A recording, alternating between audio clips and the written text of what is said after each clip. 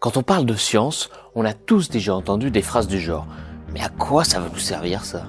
Ou encore « Mais pourquoi on dépense un fric monstre là-dedans, on aurait tellement d'autres choses à faire avec ?» Et il vous est peut-être même déjà arrivé de les prononcer vous-même. Alors même si c'est vrai, il n'est toujours pas évident de comprendre en quoi la construction d'un accélérateur de particules à plusieurs milliards d'euros, l'invention de nombres imaginaires mathématiques qui n'existent même pas, ou encore la création de ciseaux génétiques CRISPR-Cas9 peuvent bien apporter à l'humanité, si ce n'est le simple fait de savoir que cela existe. Et pourtant, les retombées de ces découvertes de prime abord extrêmement compliquées et fortement inutiles, sont partout.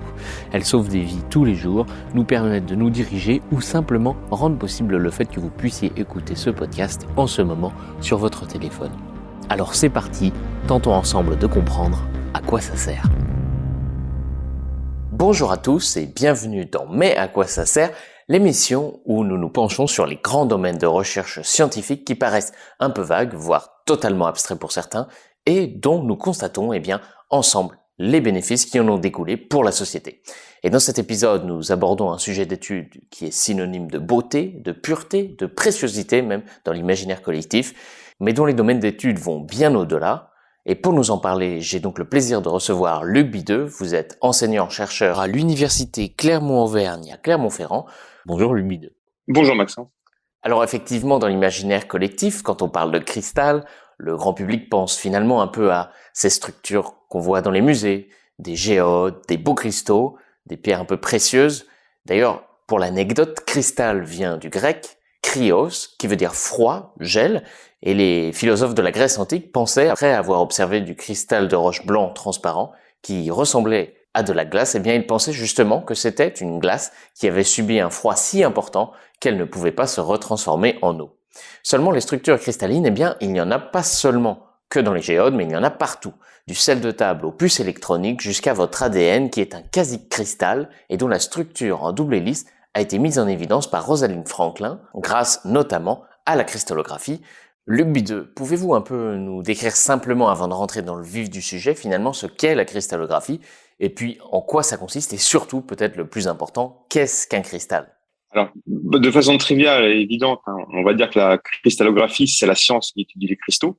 Ça, c'est évident. Alors, historiquement, on commençait par la minéralogie. La minéralogie, c'est un peu l'ancêtre de la cristallographie.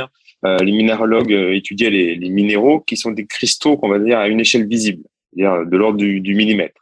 Alors que le cristallographe va descendre, lui, à l'échelle atomique, soit de l'ordre du nanomètre. Un nanomètre, c'est un millième de millionième de mètre. Et donc, qu'est-ce qu'un cristal ? Avant de définir vraiment le cristal, on va rappeler quand même qu'il existe en gros 3 états dans la matière, l'état gazeux, liquide et solide. Et en fait, ces états, ils vont se caractériser par une densité de plus en plus forte et des interactions entre les atomes de plus en plus intenses. Donc, on va passer de ce qu'on appelle le gaz parfait. Le gaz parfait, c'est un état dans lequel les atomes n'ont qu'une interaction entre eux, c'est un état totalement désordonné, à un cristal où les atomes vont tellement interagir fortement qu'ils vont présenter un ordre parfait jusqu'à une très longue distance, voire à l'infini. En fait, on va définir aussi le cristal comme un solide qui va présenter une anisotropie discontinue de ses propriétés. Alors, c'est un terme un peu compliqué dans le sens où l'anisotropie, ça veut dire que les propriétés vont dépendre de la direction d'observation. Et discontinue, ça veut dire que ça va évoluer très rapidement. Des fois, on va avoir une propriété, puis si on bouge un peu l'angle d'observation, on n'en verra plus du tout. C'est ce qu'on appelle une anisotropie discontinue. Alors pour ceux qui nous écoutent, un autre effet qui pourrait changer, qui est peut-être plus parlant, c'est effectivement la couleur par exemple. C'est si vous regardiez un cristal d'un certain angle et qu'il était d'une certaine couleur, et puis que si vous le regardiez d'un autre angle, d'un autre point de vue, il changeait de couleur. Voilà, c'est la capacité du cristal à changer de propriété. Et donc je parle de la couleur pour faire simple, mais il y a effectivement, Luc Bideux, plein d'autres propriétés qui s'appliquent à ça. Et donc, parmi ces propriétés, il y a la diffraction. On peut citer les clivages. Quand on clive un cristal, c'est-à-dire qu'on le casse, et il va se casser facilement suivant certaines directions. Et donc, c'est aussi une anisotropie. Et donc, par rapport aux quasi-cristaux dont vous parliez, comme l'ADN, les cristaux et les quasi-cristaux vont présenter tous les deux une figure de diffraction. Par contre, ce qui va distinguer un cristal d'un quasi-cristal, c'est vraiment l'arrangement périodique. Un arrangement périodique qui va être à une échelle vraiment atomique pour un cristal et un peu plus macroscopique pour un quasi-cristal. C'est pour ça qu'on dit que l'ADN, c'est un quasi-cristal, parce que on peut voir une figure de diffraction, parce que l'ADN présente une périodicité de ses propriétés, mais à une échelle un peu plus grande qu'un cristal. C'est ce qu'avait démontré justement Rosalind Franklin. Alors, une petite digression en ce qui concerne Rosalind, puisqu'elle fut la première en fait, à prendre une photo de cette structure de l'ADN par cristallographie, par diffraction, puisque elle analysait sa structure par diffraction, et avec son étudiant qui s'appelait Raymond Gosling, ils firent une découverte, ils firent plusieurs clichés de l'ADN et ils découvrirent plusieurs formes. Et en fait, ils produisirent une image connue qu'on appelle l'image B51, c'est leur 51e image de diffraction, qui confirmait qu'il y avait vraiment une périodicité dans l'ADN, avec une distance de 0,34 nanomètres entre les bases et qu'il y avait 10 bases par tour d'hélice. Et donc, ça démontrait le fait que l'ADN pouvait être caractérisé de cette manière. Mais en fait, petite histoire, le doyen de l'université n'était pas trop favorable à l'idée de femmes scientifiques et communiquait parallèlement tous ces résultats à d'autres savants. Et donc, cette découverte permit à James Watson, Francis Crick et Maurice Wilkins de recevoir le prix Nobel pour cette découverte. C'est le prix Nobel en 1962. Alors, les interprétations divergent, mais quand même, on commence à bien être d'accord que quand même, cette découverte a été un peu volée à Rosalind, qui était décédée entre-temps. Elle est décédée par l'excès de rayon X. Elle est morte d'un cancer. Bon, elle est décédée à cause de ses recherches. Et donc, comme on ne pouvait pas attribuer ce prix Nobel à plus de 3 personnes, ni à titre ou posthume, elle a été bien oubliée de cette découverte. Enfin voilà, pour cette petite remarque, mais on peut revenir à la cristallographie. Effectivement, si je peux compléter pour terminer là-dessus, c'est le cas de beaucoup de femmes malheureusement en sciences à cette époque. Et on n'en a pas forcément parlé dans d'autres épisodes de podcast, mais on peut citer plus dans les domaines de l'astrophysique Henrietta Leavitt ou Vera Rubin, qui respectivement ont permis de trouver les méthodes de mesure des distances dans l'univers ou de mettre en évidence la matière noire. Voilà donc pour un petit peu de culture générale, je vous invite à vous renseigner sur ces femmes de l'ombre, des sciences. Et donc pour revenir à la cristallographie, pour comprendre comment nous en sommes arrivés là, eh bien comme d'habitude, il nous faut remonter dans le passé. Au départ, tout commence sérieusement au XVIIIe siècle avec les naturalistes qui observent bien que les cristaux ont des formes régulières, de manière macroscopique, et c'est en 1772 que un de ces naturalistes, Romée de Lisle, dans son essai de la cristallographie, puis dans son deuxième ouvrage La cristallographie en 1783, va créer des notions permettant de décrire ces structures macroscopiques, qu'il appelle donc des formes primitives ou des troncatures, et de mesurer précisément les angles de ces faces cristallines. La cristallographie, dès lors, va disposer donc d'un paramètre quantitatif, l'inclinaison respective des faces, à partir desquelles la classification d'une part et l'étude de la structure d'autre part allaient pouvoir se développer et se confronter à la réalité. Et puis à la même période, on a en 1781 René Juste Haüy, si je prononce bien son nom. Ah oui, on dit ouais, on peut dire. Il y a plein de façons de le prononcer. Ça dépend de quel pays on vient. D'accord. Donc René Juste Haüy découvre, lui, la régularité des cristaux. En fait, il le fait par hasard, tout simplement en faisant tomber un jour un cristal et en constatant qu'à l'intérieur, eh bien, sa structure est de la même forme régulière que l'extérieur du cristal. Et donc il va montrer que finalement la forme du cristal résulte de l'empilement de petits volumes de matière similaires qu'il nomme molécules intégrantes, finalement un peu à la manière des fractales, où on en a déjà parlé, où on retrouve le même motif à différentes échelles. Et ainsi donc son élève Gabriel Delafosse en déduira la notion de maille qui est très importante en cristallographie en 1840. Et puis enfin les choses s'accélèrent avec la découverte de Bravais vers 1850 qui grâce à ses observations déduit donc que l'on peut classer tous les cristaux dans 14 familles que l'on appellera plus tard les 14 réseaux de Bravais. Et puis enfin quelques années plus tard, ce modèle fut complété et développé par la théorie des groupes qui permet de classer tous les cristaux existants au sein de 230 familles.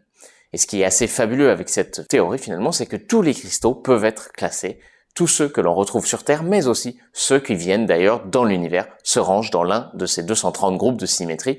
Voilà pour ce petit récapitulatif historique finalement. On a abordé beaucoup de thèmes techniques. Luc Bideux, pouvez-vous nous éclairer un petit peu sur cette notion de forme primitive, de molécules intégrantes, et puis surtout, quelles sont les forces physiques qui permettent d'expliquer cette régularité universelle dans l'assemblage de la matière? Donc effectivement, nous sommes passés à la notion de molécules intégrantes. Les minéralogues, ils pouvaient casser les minéraux avec leur marteau de géologue. Et effectivement, la forme de la pierre était la même que la forme de la pierre initiale. Et ils pouvaient aller jusqu'à qu'est-ce qu'ils puissent plus voir grand-chose, donc des quelques millimètres, dixièmes de millimètres. Mais en fait, effectivement, on est passé de la notion de molécules intégrantes à celle de maille cristalline. Et cette maille cristalline a vraiment un ordre de grandeur du nanomètre. Et en fait, on décrit le cristal effectivement comme en utilisant cette forme de maille qui va se répéter à l'infini et qui va constituer le cristal visible. Donc la maille, ça pourrait être décrit comme finalement le motif élémentaire de l'assemblage d'atomes qui va, en se répétant à l'infini, créer le cristal tel qu'on l'observe à l'œil nu. Et Bravais, il a en fait observé que, eh bien, on pouvait toujours placer un cristal dans un de ces 14 réseaux. Alors, en fait, on a 7 systèmes cristallins qui se multiplient en 14 réseaux. Il y a 7 systèmes où on décrit la forme de la maille qui se répète à l'infini. Mais il y avait des formes de maille un peu complexes. Alors, il a défini 14 réseaux qui étaient plus facilement visibles. Il essayait de trouver des angles les plus à angle droit possible à 90 degrés pour le décrire plus facilement. Donc, il a décrit 14 réseaux de Bravais qui décrivent toutes les mailles possibles d'un cristal. Et tous les cristaux pourront être décrits par un de ces 14 réseaux. Le sel de cuisine dont vous avez parlé au tout début de cette émission, qui est composé d'atomes de sodium et de chlore, NaCl, va cristalliser dans un réseau qu'on appelle cubique face centré. Ça veut dire que c'est un cube qui fait quelques angstroms de côté et qui en plus, on a les atomes qui se placent au sommet du cube et on a des atomes qui vont se placer aussi au centre des faces de ce cube. Et donc, ces cubes, en se répétant à l'infini, forment le cristal de sel. On voit bien quand on observe un cristal de sel, vraiment même avec une loupe, on voit des petits cubes. C'est très facilement visible à l'œil nu. Alors, on note bien aussi que les atomes de sodium vont décrire ce réseau, mais aussi les atomes de chlore. C'est-à-dire qu'on a deux réseaux, deux cubes qui sont décalés. Alors, on dit d'un quart de paramètre de maille. C'est-à-dire qu'on a un petit décalage entre les deux réseaux cubiques, entre les atomes de sodium et de chlore. Alors, ça, c'est une description, on va dire, sur la forme de la maille, mais il y a une description un peu plus mathématique où vous avez parlé aussi qu'on pouvait retrouver les mêmes angles entre les phases d'un cristal. Ça, ces angles qu'on retrouve entre les phases d'un cristal, ça va être une notion plus de symétrie. C'est-à-dire qu'on va définir des éléments de symétrie où les faces vont se répéter comme ça. C'est-à-dire on a un élément de symétrie où on dit un axe d'ordre 4. Alors, ça ne veut pas dire grand-chose, mais 4, ça veut dire qu'on a 4 faces qui tournent autour d'un axe. Donc, ces 4 faces sont à 90 degrés les unes des autres. Et donc, toutes les faces d'un cristal peuvent se correspondre par des éléments de symétrie. Et on va décrire donc des groupes de symétrie. Lorsqu'on va regarder les phases d'un cristal, on va parler d'une symétrie d'orientation, une symétrie ponctuelle. Et tous les cristaux pourront être décrits par un des 32 groupes de symétrie. Et en fait, les 230 groupes dont vous avez parlé, c'est quand on va étudier ce qu'on appelle une symétrie de position. C'est-à-dire qu'au lieu de regarder finalement les angles entre les faces, on va aussi regarder qu'est-ce qu'on a comme symétrie sur les positions des atomes. Et donc là, on décrit encore beaucoup plus d'éléments de symétrie. Je ne veux pas rentrer dans les détails parce qu'il y en a un peu beaucoup et on est plus là dans la théorie des groupes. Donc, il faudrait faire. Ou peut-être vous avez fait une émission sur la théorie des groupes, je me rappelle plus. Oui, pourquoi pas d'ailleurs. Non, ça peut être intéressant parce que voilà, toute la physique peut être aussi décrite par ces notions de théorie de groupe. Et donc voilà, si on décrit les positions des atomes, on a des symétries. Eh bien, on décrit 230 groupes de symétrie et tous les cristaux peuvent cristalliser sur un de ces 230 groupes de symétrie. Alors ça, c'est pour les descriptions, donc par symétrie ou par forme de la maille. Et donc, mais il faut que tout ça tienne. Donc ça tient avec ce qu'on appelle des liaisons entre les atomes. Alors, il y a plein de liaisons possibles. Les cristaux peuvent cristalliser en fonction en fait du type d'atome ou de la forme de l'atome qui va participer à la liaison. Alors par exemple, il y a les liaisons métalliques. Tout le monde a entendu parler d'un métal. En fait, un métal, c'est des atomes qui sont liés par ce qu'on appelle des liaisons métalliques. En fait, les liaisons métalliques, c'est quand on a une sorte de nuage d'électrons autour des atomes, qu'on appelle des électrons libres. Et en fait, on a une interaction entre ce qu'on appelle les cations. Donc là, les cations, ça va être les atomes qui vont charger plus. Et puis, tous les électrons qui sont ce qu'on appelle délocalisés, c'est-à-dire qu'ils appartiennent pas vraiment à un des atomes, une sorte de nuage autour des atomes. Et donc, tout ça, entre les plus et les moins, ça forme une cohérence. Et donc, ce sont ces électrons qui, par exemple, sont responsables de la conductivité électrique d'un métal ou de la conductivité thermique que possèdent ce qu'on appelle les cristaux métalliques. Donc en fait, les liaisons métalliques, ce serait finalement un assemblage d'atomes qui seraient liés entre eux par ces électrons qu'ils ont en commun, ce nuage d'électrons qui les maintiendrait ensemble en fait. Effectivement, donc ça c'est la liaison métallique. On a aussi les liaisons ioniques. La liaison ionique, c'est typiquement, on revient sur le sel de cuisine, donc NaCl. En fait, le sel de cuisine, c'est un cristal ionique, c'est-à-dire que c'est un assemblage entre des ions positifs, ce qu'on appelle les cations, et des ions négatifs, les anions. Donc dans le réseau de sel, le chlorure de sodium, NaCl. En fait, au départ, on a des atomes neutres de sodium à 11 électrons autour de l'atome et de 17 électrons autour de l'atome de chlore. En fait, ça existe dans le sel de cuisine. On a en fait des ions Na+, à 10 électrons et Cl- à 18 électrons, donc ils se chargent plus et moins. Et donc on a une force qu'on appelle électrostatique, due à la charge des atomes. Donc les atomes, parce qu'ils ont un électron qui leur manque ou qu'ils ont en trop justement, vont être électriquement chargés, comme vous l'avez dit. Alors on peut considérer ça comme une charge plus et une charge moins. Et donc de façon un peu évidente, effectivement, on a tous en tête que le plus est attiré par le moins. Donc on pourrait dire que c'est un peu grâce à ça qu'ils s'attirent et qu'ils se maintiennent ensemble en fait. Oui, c'est vrai. De toute façon, voilà, ça c'est les deux grands types de liaisons, mais on trouve aussi deux autres types de liaisons, ce qu'on appelle les cristaux moléculaires. Alors ça, c'est quand on assemble des molécules neutres. Et ça, ces cristaux, ils sont liés avec des interactions de faible énergie qu'on appelle des interactions de Van der Waals. C'est lui qui a découvert ce type d'interaction. Alors je me permets de vous interrompre pour décrire un petit peu les liaisons de Van der Waals, pour que ça parle à ceux qui nous écoutent. Vous me dites si je me trompe, mais en fait, il s'avère que la molécule, de par sa forme ou de par sa structure, elle peut avoir par exemple un bout où il y aura davantage d'électrons que de l'autre. Donc la molécule dans son ensemble est neutre, mais elle va plutôt avoir une tendance à regrouper les électrons d'un côté et pas de l'autre, ce qui fait que finalement la molécule va se comporter un peu comme un aimant avec un pôle plus et un pôle moins. Et ensuite, si on met plusieurs de ces molécules, eh bien, comme elles ont chacun un pôle plus et un pôle moins, un petit peu comme on l'a dit précédemment, elles vont donc se comporter comme des aimants. Les plus et les moins de chaque molécule vont respectivement s'attirer jusqu'à arriver à une certaine structure. Mais les différences avec les liaisons de Van der Waals, c'est que ce ne sont pas des liaisons entre atomes qui composent la molécule, mais ce sont des liaisons entre molécules elles-mêmes. Donc on a par exemple la glace d'eau ou le sucre, qui sont des cristaux qui sont liés par ces interactions de Van der Waals. Voilà ce que je voulais dire pour un petit peu expliquer ce type de liaison. Effectivement, c'est assez fragile comme interaction, hein, parce qu'en fait, la liaison, elles vont avoir ce qu'on appelle une énergie de liaison. Donc plus l'énergie sera forte, plus il sera dur de la casser, donc plus le cristal sera solide. Et donc des liaisons de Van der Waals, c'est des liaisons assez fragiles. Je reviendrai dessus à la fin sur justement la propriété physique liée au type de liaison. Et on a aussi ce qu'on appelle des cristaux covalents. Un cristal covalent, alors c'est un cristal où en fait il y a un électron qui va être commun entre les deux atomes. Donc il y a une mise en commun d'électrons entre les atomes. Le diamant, c'est un bon exemple de cristal covalent. Donc ça, c'est 4 types de liaisons, c'est ce qui permettent aux cristaux de tenir, d'être solides en quelque sorte. Ou pas solides d'ailleurs, en fonction de la liaison. Alors, si on continue notre frise chronologique, pour l'instant, on connaît l'état d'organisation macroscopique de la matière, c'est-à-dire ce que l'on observe à l'œil nu, mais finalement, on connaît bien peu à petite échelle à l'intérieur de la matière, et il faudra donc attendre la découverte des rayons X par William Röntgen en 1895, qui sont donc des rayons invisibles de haute énergie, dont la longueur d'onde est 1000 fois plus petite que celle de la lumière visible, et dont sa longueur d'onde, c'est-à-dire la distance parcourue par cette onde au cours d'une certaine période, est du même ordre de grandeur que les molécules composant le cristal. Et ça, c'est très important pour réaliser ce que l'on appelle la diffraction, vous en avez parlé Luc Bideux, et ainsi donc Max von Laue en 1912 a eu l'intuition que ces puissants rayons X pourraient être diffractés par ce réseau cristallin, et après quelques ajustements, les clichés de diffraction confirment donc la structure atomique et périodique des cristaux. Dans la foulée, les Bragg père et fils vont étudier et révéler la structure de nombreux cristaux connus. Ainsi, Luc Bideux, on peut considérer que c'est vraiment à partir de ce moment-là que la cristallographie telle que l'on la pratique et telle que l'on la connaît aujourd'hui a pu se développer et développer des méthodes qui sont toujours d'actualité aujourd'hui avec le synchrotron par exemple. La question qui me viendrait à l'esprit de manière un petit peu triviale, ce serait comment cette méthode avec les rayons X marche, et puis comment à partir de ces clichés qui ressemblent un petit peu à un nuage de points, vous arrivez à en déduire la structure des atomes au sein des cristaux. C'est vrai. De toute façon, voilà, la grande règle en physique, c'est effectivement quand on veut étudier un objet, il faut que la longueur d'onde du rayonnement qu'il va étudier soit à peu près de l'ordre de grandeur des distances qu'on va étudier.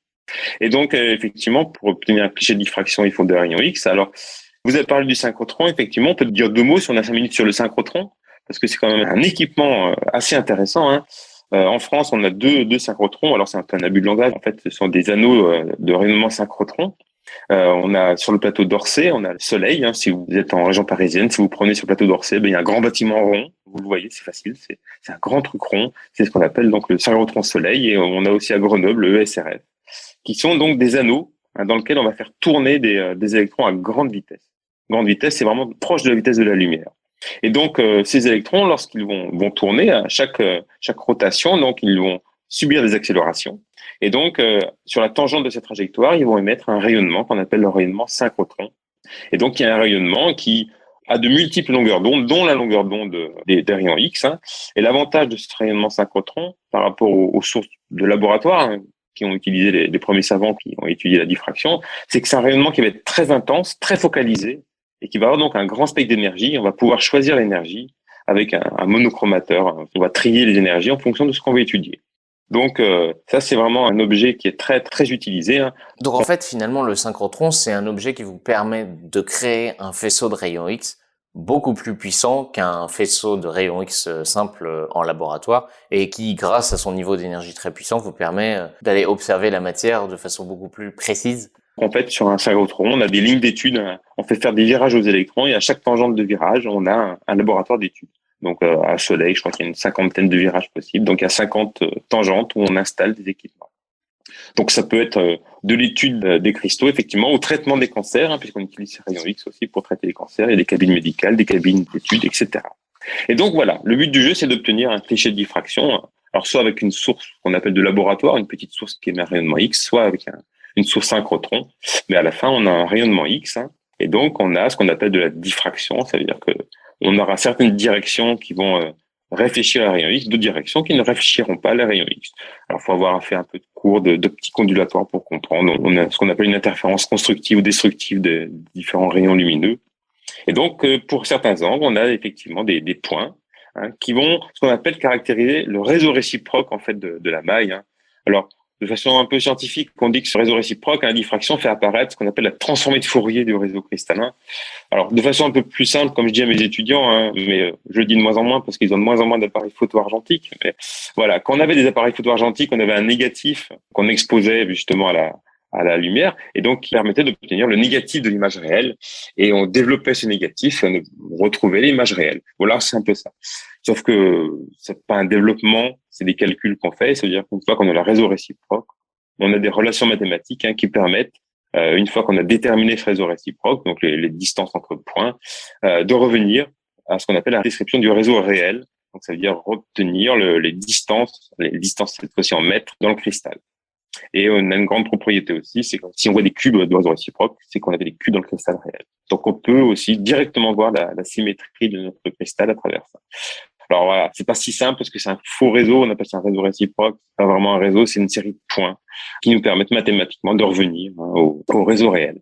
Alors ça, c'est les techniques de diffraction. On peut quand même juste dire deux mots, c'est que maintenant on a d'autres techniques qui permettent de visualiser les emplacements des atomes. Alors on voit pas les atomes, c'est un peu un abus de langage de dire qu'on voit les atomes, mais on peut utiliser ce qu'on appelle les microscopies à champ proche. Alors on a la microscopie à effet tunnel ou la microscopie à force atomique. Et ça nous permet de visualiser en fait directement les arrangements atomiques. Alors soit en mesurant un courant, il y a l'effet tunnel, c'est quelque chose de magique, ça veut dire qu'un électron qui ne devrait pas être un endroit baillet, comme s'il passait dans un tunnel entre deux points. Et donc en mesurant ce courant, eh bien on arrive à visualiser les emplacements des atomes. Ça, c'est une technique plus nouvelle qui était développée par IBM dans les années 60-70. Voilà, en tout cas, on comprend un petit peu mieux cette méthode et puis les autres méthodes dont vous venez de parler plus modernes. Et puis pour ceux qui écoutent ce podcast, on en arrive à un point dans l'émission où vous commencez à le savoir. Vous vous demandez sans doute, c'est bien beau toutes ces explications, mais ça ne nous dit toujours pas à quoi ça sert. Eh bien, nous y venons. Car grâce donc à ces nombreux outils comme le diffractomètre à rayons X ou la microscopie électronique, comprendre l'organisation d'un cristal et de l'état de la matière, ses périodicités, ses symétries comme vous l'avez dit, c'est finalement accéder à ses propriétés physiques. Comprendre l'un permet de déduire l'autre en quelque sorte.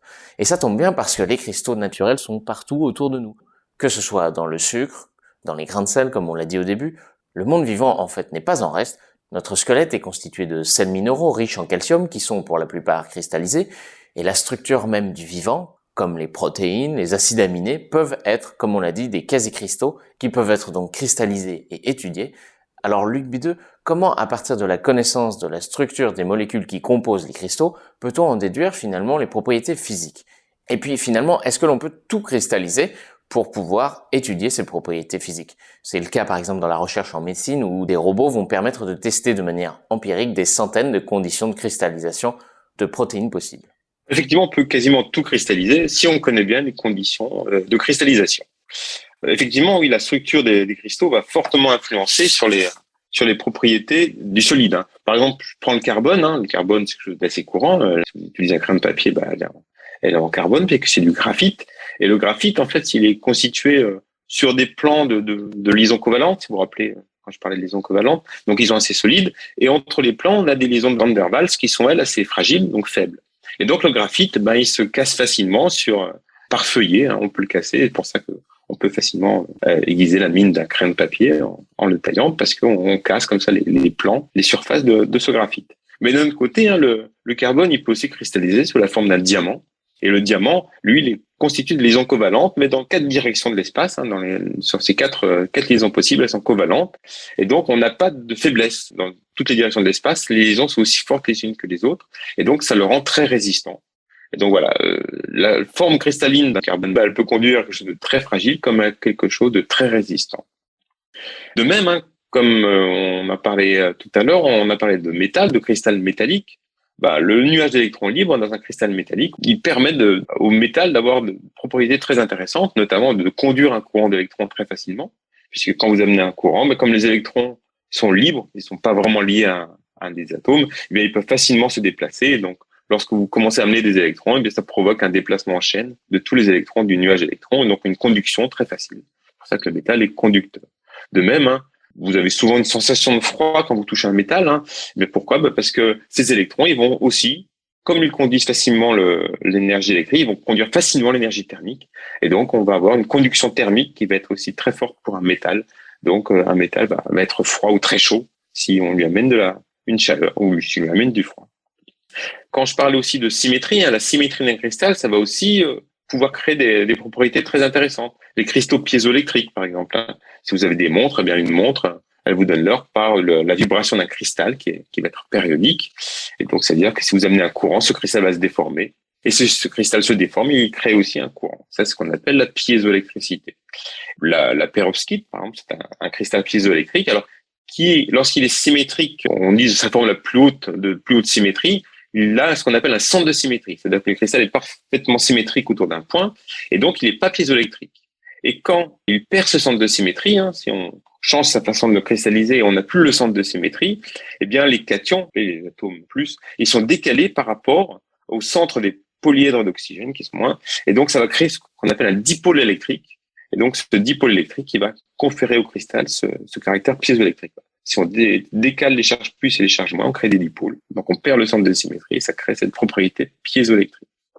De même, en biologie structurale, les progrès, effectivement, ont été très liés à la découverte de la diffraction. Puisque, par exemple, on a eu beaucoup de prix Nobel qui ont été dus à la découverte et la détermination de la structure de substances biochimiques, dont la pénicilline, la vitamine B12, l'insuline, qui ont vraiment pu être mise en évidence par diffraction. Et la cristallographie des macromolécules a pris rapidement son essor avec justement l'apparition des sources synchrotron, puisqu'on peut vraiment, si on a un rayonnement très intense, on peut visualiser des pics de diffraction qui pourraient ne pas être visualisables avec des sources plus classiques de laboratoire. Donc, plus le rayonnement est intense, plus on va être précis dans la détermination et la rapidité de la caractérisation. Et donc, on peut tester comme ça beaucoup de cristallisation ou de conditions de cristallisation de protéines.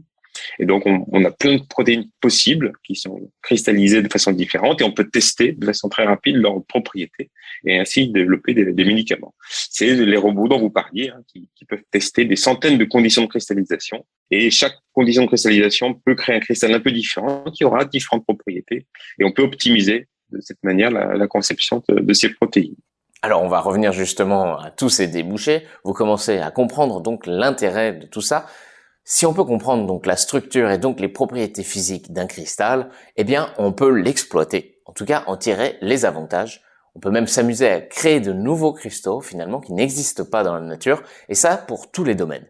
Une structure cristalline peut être intéressante parce qu'elle est conductrice. C'est le cas du graphène, par exemple, qui est un nanomatériau dont le créateur a reçu d'ailleurs le prix Nobel de physique en 2010. Et puis, une autre va être intéressante car elle va permettre de dépolluer les sols, par exemple, comme la particule d'oxyde de manganèse. Ainsi, les scientifiques peuvent créer ce qu'ils appellent des structures cristallines bidimensionnelles, qui finalement ressemblent à des feuillets, comme vous le disiez, Luc Bidet, pour le crayon de papier. Et puis, ces différents nanomatériaux vont pouvoir s'assembler en millefeuilles de cristaux bidimensionnels pour superposer finalement les propriétés que l'on veut assembler. Par exemple, associer le réseau de porphyrine qui transforme la lumière en énergie et le graphène qui, lui, va pouvoir transporter cette énergie. Les applications de la cristallographie sont donc très nombreuses, on peut en citer quelques-unes. On a par exemple dans la recherche de nouveaux matériaux, comme je viens de le dire, les nanomatériaux en particulier, mais également pour créer de nouveaux alliages en métallurgie. Elle est également utilisée dans le suivi de production des usines et le contrôle de la qualité de certains produits dans la cimenterie ou dans la fabrique de céramique par exemple, qui sont des structures cristallines. Et puis, comme vous venez d'en parler, effectivement, dans l'industrie pharmaceutique, pour la recherche de nouvelles molécules, dans la fabrication de traitements, de vaccins ou d'antibiotiques. Et puis en microscopie environnementale, qu'est-ce que c'est? Eh bien, ça permet d'étudier la création et l'évolution d'un nanomatériau en temps réel dans le milieu d'application, c'est-à-dire dans votre corps, qui va permettre, par exemple, d'étudier comment une nanoparticule va être dégradée et assimilée par l'organisme une fois injectée pour vérifier l'innocuité de ces nanoparticules. Alors, Luc Bideux, j'ai présenté de manière très succincte ce tour d'horizon. Est-ce que vous auriez d'autres exemples d'applications et de découvertes liées à la cristallographie, notamment en électronique, puisque c'est notamment votre domaine de recherche? Oui, parce que la connaissance effectivement précise des structures cristallines a permis la conception de nouveaux composés pour l'électronique. C'est un peu plus ma spécialité, puisque je fais mes recherches dans un laboratoire qui développe des nouveaux matériaux pour l'électronique, justement. Et donc, on peut citer les semi-conducteurs 3,5, ce qu'on appelle un semi-conducteur 3,5, que tout le monde connaît le silicium comme semi-conducteur. Et donc, il y a d'autres semi-conducteurs, comme les semi-conducteurs 3,5, qui associent un élément de la colonne 3 de la classification périodique et un élément 5 de la classification. Un élément 3, ça peut être l'indium, le gallium, et un élément 5, ça peut être le phosphore ou l'azote, par exemple. Et donc, on peut, avec les techniques qu'on appelle d'épitaxie, c'est-à-dire de création de cristaux, on cristallise des composés, par exemple arsénure de gallium, GaAs, ou nitrure de gallium, GaN. Et là, on entre dans le domaine de l'optoélectronique, puisqu'on va créer des détecteurs ou des émetteurs de lumière. Alors pourquoi on crée des détecteurs ou des émetteurs? Parce qu'en fait, en cristallisant, toujours, vous vous rappelez, on crée un arrangement périodique des atomes du cristal. Et donc, ces atomes, en fait, créent un potentiel, c'est-à-dire vont mettre une sorte de force qui va agir sur les électrons qui vont se promener autour de ces atomes. Donc, en fait, dans vos recherches, de par comment la matière va être arrangée, va influer la manière dont vont se comporter les électrons. En fait, alors c'est des calculs un peu complexes, mais on démontre qu'en créant un arrangement vraiment périodique des atomes, eh bien, pour les électrons qui vont subir les forces dues à ces atomes, on va avoir ce qu'on appelle des énergies possibles ou des énergies impossibles, ce qu'on appelle créer des bandes d'énergie. Et en fait, quand on fait transiter un électron d'une bande autorisée à une autre bande autorisée, eh bien, soit ça coûte de l'énergie, soit ça gagne de l'énergie. Et en fait, ce quantum d'énergie va permettre d'émettre ou d'absorber souvent un rayonnement lumineux. La distance en énergie entre deux bandes autorisées va correspondre à une couleur émise. Et donc, le GaS, l'arsénure de gallium, c'est l'élément de base pour tout ce qui est les diodes laser rouges ou les LED. On a de plus en plus de LED dans la jeu d'acier courant. Vous avez des lampes LED qui vous éclairent. Et donc, ces LED, ce qu'on appelle une diode électroluminescente, eh bien, elle est due à la présence d'un semi-conducteur qui émet de la lumière qu'on excite avec un courant électrique et qui va émettre des photons qui vont correspondre à la différence d'énergie entre les bandes autorisées. De même, le bleu, les Blu-ray sont à base de nitrure de gallium.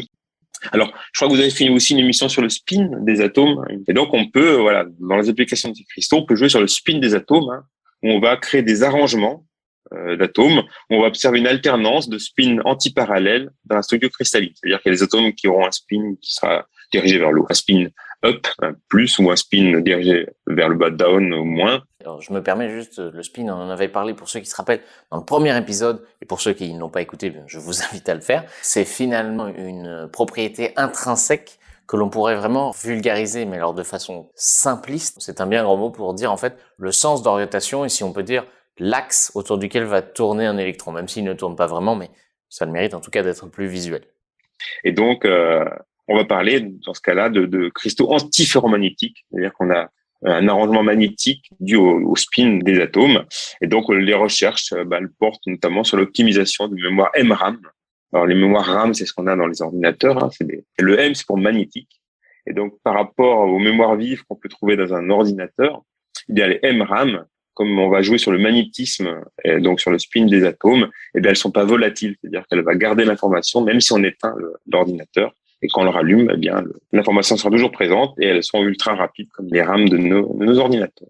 Alors, j'entre pas trop dans les détails, c'est un peu plus complexe, mais voilà, c'est une des applications potentielles. Et puis aussi, sur notre plus légère, pour les fans de cuisine et d'édition culinaire, la cristallographie, elle rentre aussi dans la cuisine Parce qu'on entend souvent parler, si on écoute un peu les émissions sur le chocolat, de tempérage de chocolat. Et en fait, le tempérage de chocolat, c'est purement de la cristallographie, puisqu'en fait, le chocolat, il est souvent présent sous la forme de 3 phases cristallines qui sont mélangées. Et en fait, le fait de tempérer, c'est de vouloir garder qu'une seule phase. Et donc, en fait, on chauffe tout le chocolat vers 50 degrés, c'est-à-dire qu'on détruit les 3 phases cristallines, on refroidit notre chocolat et on le réchauffe jusqu'à à peu près 30 degrés. On est sûr d'avoir qu'une seule phase en réchauffant à cette température. Et cette phase, c'est la phase bêta, c'est une forme spécifique du chocolat. Elle a comme caractéristique qu'elle est brillante et qu'elle fond vers 37 degrés. C'est-à-dire que quand on met le chocolat dans la bouche, il fond à la température de notre bouche. Ça, c'est la cristallographie pure du chocolat. C'est une application un peu moins optoélectronique, mais toujours gustative. Et effectivement, on se rend compte un petit peu de la présence des cristaux partout, du chocolat au sel de table, au sucre. Et puis, on se rend compte finalement que les domaines d'application de la recherche en cristallographie sont immenses. Et c'est finalement l'un des domaines des recherches les plus importants du XXe et XXIe siècle, avec un foisonnement de découvertes à la clé. Pour faire simple, la cristallographie, c'est pas moins de 23 prix Nobel en l'espace de 100 ans. En médecine également, on lui doit la découverte de pas moins de 80% des 100 000 structures de protéines connues à notre connaissance, découvertes grâce à cette méthode. Des applications donc qui s'étendent à presque tous les domaines du quotidien, et même jusque dans l'espace, puisque le rover Curiosity embarquait avec lui sur Mars un appareil à rayon X pour permettre d'étudier la structure des roches martiennes, et puis comprendre de fait mieux d'où nous venons. En tout cas, j'espère donc que ceux qui nous écoutent auront compris l'importance de ce domaine de recherche. Merci à vous, l'UBI2, d'avoir pris le temps de répondre à mes questions et puis de nous avoir éclairés sur ce vaste sujet. Et puis peut-être que ce soir, vous regarderez votre tablette de chocolat ou votre ampoule LED un petit peu différemment.